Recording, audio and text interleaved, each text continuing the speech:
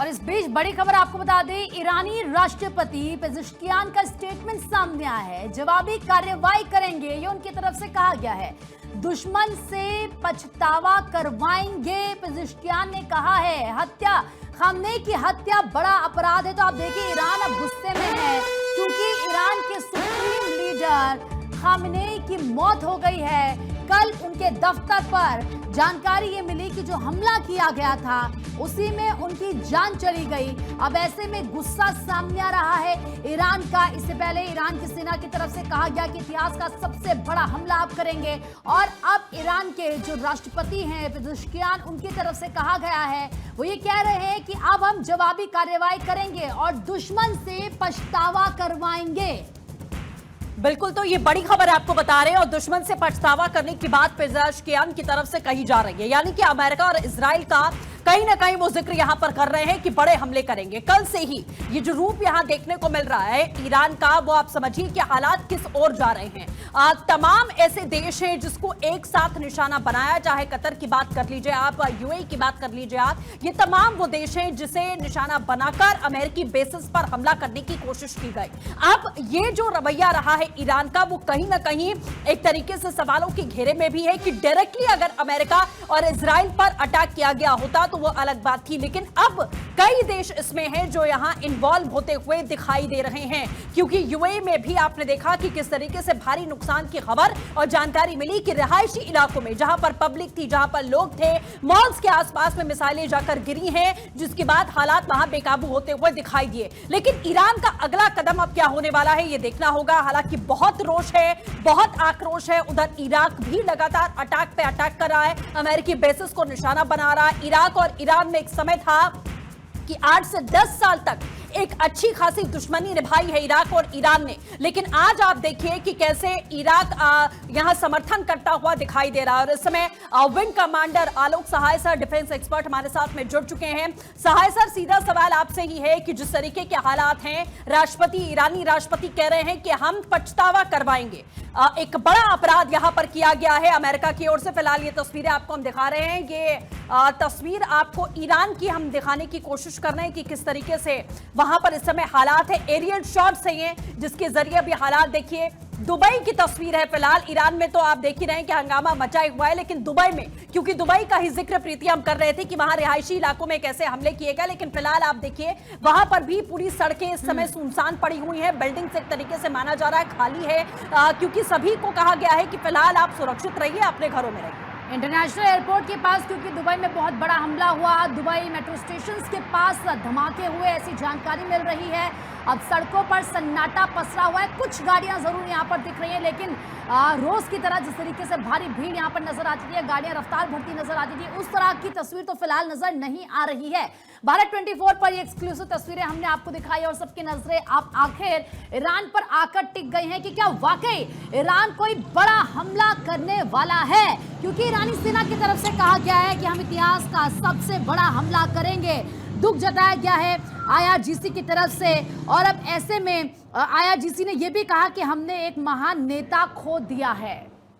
बिल्कुल, और wing commander आलोक सहाय sir लगातार हमारे साथ बने हुए हैं। सहाय सर, साफ कहा गया है ईरान के राष्ट्रपति की तरफ से कि हम पछतावा करवाएंगे, यानी कि बात वो अमेरिका इजराइल की कर रहे हैं। तमाम बेसिस पर अटैक तो किया ही, लेकिन अमेरिका जिस तरीके से आक्रामकता के साथ उसने हमला किया, ये कहना कि हम पछतावा करवाएंगे, यानी कि ईरान अभी और बड़े हमले की तैयारी कर रहा है। देखिए, खुमैनी की हत्या और बड़े बड़े जो लीडर्स वहां मारे गए हैं आईआरजीसी के भी, उनकी हत्या के बाद थोड़ा सा आक्रोश होगा। और ये जो पेजेश्कियान जो वक्तव्य दे रहे हैं, ये आत्मघाती वक्तव्य है। और देखिए, आप इस बात को समझिए कि मिसाइल्स और ड्रोन के सहारे ठीक है, आप बहुत आक्रमण कर दोगे, क्या कर लोगे आप? कुछ सेंटर्स को तबाह करोगे। क्या आप इजराइल को खत्म करने की ताकत रखते हैं? क्या आप अमेरिका को खत्म करने की ताकत रखते हैं? नहीं, बल्कि इजराइल और अमेरिका मिलकर आपको मिटियामित करने की ताकत रखते हैं। एक हफ्ते के अंदर पूरा ईरान समाप्त हो सकता है। ये तो अभी लिमिटेड पॉइंटेड स्ट्राइक्स इसलिए हो रहे हैं कि आम जनता वहां की जो कट्टरपंथी मुल्ला शासन थी उसके खिलाफ है। तो अमेरिका और इजराइल जो है वो आम जनता के खिलाफ नहीं जाना चाहते हैं। वो चाहते हैं कि सत्ता परिवर्तन में शायद वहां का कोई धड़ा उभर के सामने आए और ईरान में एक दूसरी तरफ सत्ता जाए और शांति स्थापित हो। लेकिन अगर ये बदले की कार्रवाई करेंगे तो ये इनके लिए और भी आत्मघाती होगा। ये जो धार्मिक उन्माद में जो इस तरह के बयान दे रहे हैं पेजेश्कियान, ये बहुत ही खतरनाक है। देखिए अभी इन्होंने जो आक्रमण किया वहां के मुस्लिम देशों के ऊपर में, सिविलियन टारगेट्स पे आक्रमण किया, इसके कारण वहां के मुस्लिम देश में धीरे धीरे लामबंद हो रहे हैं ईरान के खिलाफ। ये सऊदी के प्रिंस लामबंद हो रहे हैं, उन्होंने यूएई के ये से बात किया, लीडर से बात किया कि और धीरे धीरे ये सारे देश अब अमेरिका का समर्थन करेंगे। क्योंकि सर वैसे भी अमेरिका से कोई सीधी तौर पर लड़ाई लड़ने के लिए तैयार नहीं होगा और कोई इस लड़ाई में कूदेगा नहीं, जो जाहिर सी बात है। लेकिन सर हम ये देख रहे हैं कि ईरान की तरफ से वहां की सेना जिस तरीके से धमकी दे रही है कि हम इतिहास का सबसे बड़ा हमला कर देंगे, बात क्या वो भी ये जानते हैं कि दम तो इतना नहीं है, लेकिन अपने देश के लोगों को एक मैसेज तो देना है, विश्व को तो ये बताना है कि ऐसा नहीं कि हम पर अटैक कर दिया तो हम डर गए, सहम गए, क्योंकि सर अब उनके पास शायद वो शक्ति भी नहीं है। ऐसा है सर? जी देखिए, हाँ देखिए, मुझे ऐसा लग रहा है कि थोड़ी सी एक आशंका है कि डर्टी बम कहीं ना बना के रखा हो ईरान ने। डर्टी बम मतलब जो न्यूक्लियर संवर्धन जब पूरा नहीं हो पाता है तो बिना पूरी तरह संवर्धित हुए यूरेनियम का भी इस्तेमाल करके उसमें ब्लास्ट कम होता है लेकिन रेडिएशन इफेक्ट बहुत ज्यादा होता है। तो इस तरह का सर अगर ईरान ऐसा करता है तो हाँ देखिए, जो धार्मिक जो लीडर होते हैं ना, ये मुल्ला, इनके ये दिमाग में पागलपन सवार होता है इनके। इस पागलपन में वो अपने सारे हथियार खोल सकते हैं और कुछ भी गंदा ये रुख अख्तियार कर सकते हैं, लेकिन ये ईरान के अंत की शुरुआत है। और मुझे प्रीति जी एक और भी डर लग रहा है कि ये जो ईरान में अब वहां टकराव की स्थिति पैदा होगी, क्योंकि वहां पूरा देश जो है वो दो भागों में बट गया है। एक तरफ जो धार्मिक कट्टरपंथी हैं और दूसरी तरफ जो लिबरल्स लाइफ स्टाइल को सपोर्ट करते हैं, डेमोक्रेसी को सपोर्ट करते हैं। तो ये अब ईरान में मुझे ऐसी संभावना लग रही है कि धीरे धीरे गृह युद्ध बढ़ेगा, डिफरेंट फैक्शंस इमर्ज करके सामने आएंगे। और जैसे लीबिया और सीरिया वगैरह में हुआ, आप देखिए वहां पर जब अमेरिकी शासन के द्वारा जब वहां के लीडरशिप का खात्मा किया गया तो अलग अलग फैक्शंस ने अपने अपने गुट बना के और वहां युद्ध, सिविल वॉर शुरू हो जाता है।